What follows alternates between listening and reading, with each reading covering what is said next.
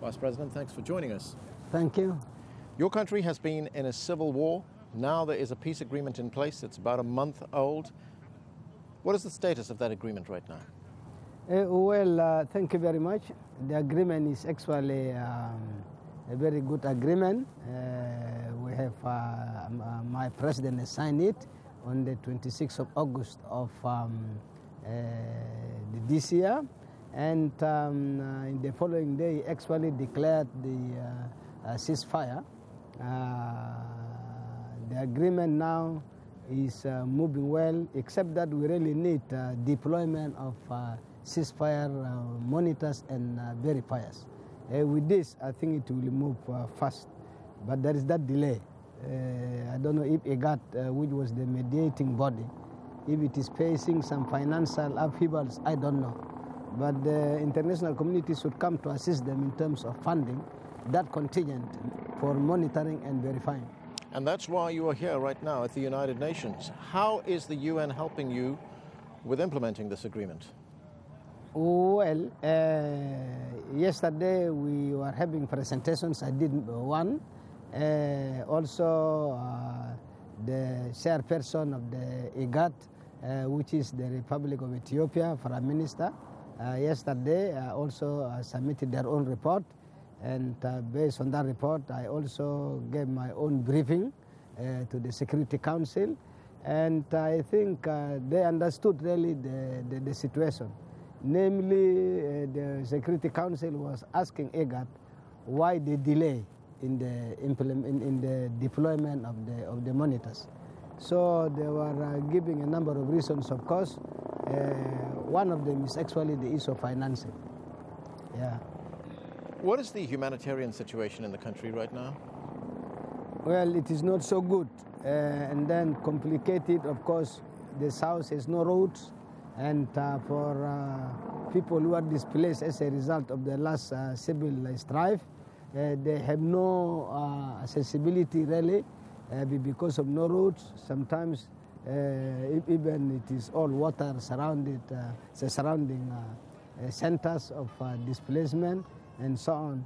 So it is not so good, and therefore I call upon the international community to come and give a humanitarian assistance hand to South Sudan. And of course, many people are streaming back from the refugees countries and also from the centers of displacement, internally displaced IDPs.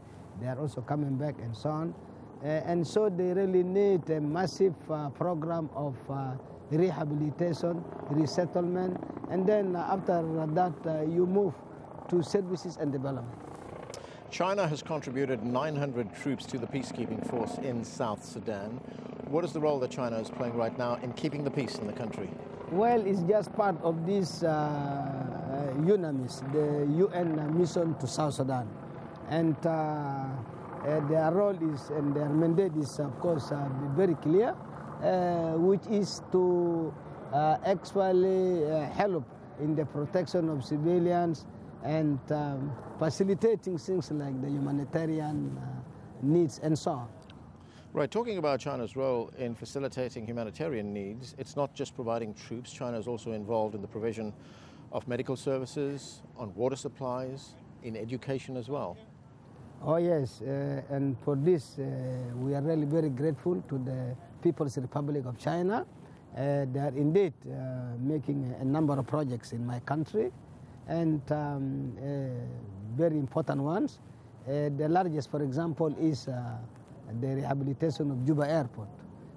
By next year, Juba Airport will now be open to even to jumbo jet, and China, you are right, is helping us in the area of hospitals, construction of hospitals, in the area of schools. A number of schools have been built by them. They've asked us to submit to them additional projects, which we did. But then I think because of the war, some of these projects have not yet taken off. But they are determined, and we are also determined to have these projects take off. So China is deeply involved in your infrastructure development. Do you see that Chinese involvement expanding in your development plans in the years ahead? Absolutely, yeah.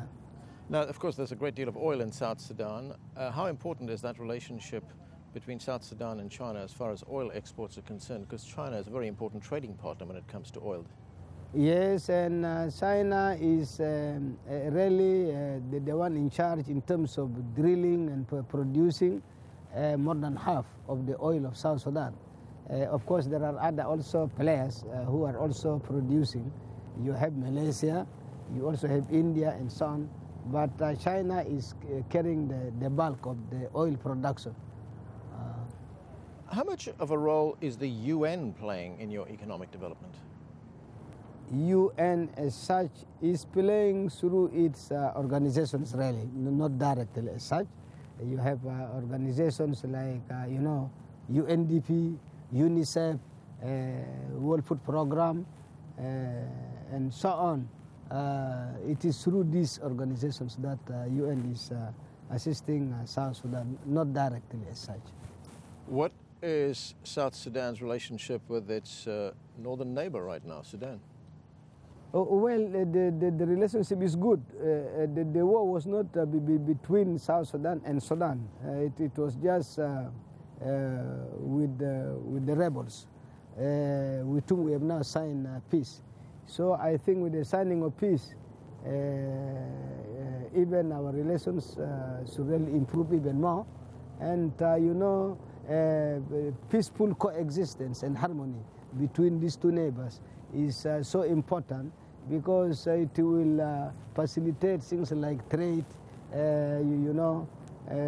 tourism, and the rest. So the two countries really, not so much South Sudan alone, but the two countries really need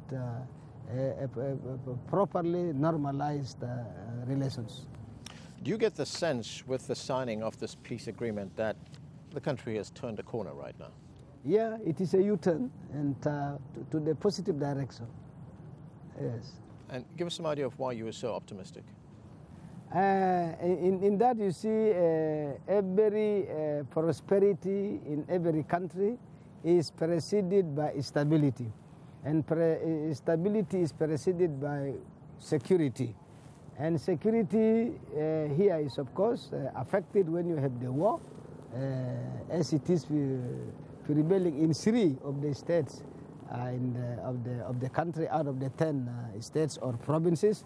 And so if these 3 states, it's like if one of my hands is paining me, it is really the whole body paining. I cannot neglect, I cannot undermine it. And so reaching peace and what we call stability in these 3 states is really going to augur very well in terms of development, in terms of provision of services to our people. So we like the stopping of the war so much and the involvement of the international community in such a positive manner. Of course, you face major challenges in the country. It's a new country, as I pointed out. What are the priorities right now for your country? Oh, the priorities really are quite many, but let me begin with a few of them. I begin with the need really for food production, agriculture. This to me is the number 1 really as a priority. And then that one should be followed by infrastructure such as roads. We need that really. And then number 3, we need energy. And for that matter, hydro or other forms of energy, including solar and so on, if this can be set up. After that, we will move to number 4, which is health, really. It is very important for our people. And number 5 is education. And number 6 is the finding employment for our youth. So through intensified economic growth. Your Excellency, thank you very much for joining us. Okay, thank you. Thank you. Good to see you again. Okay, very good.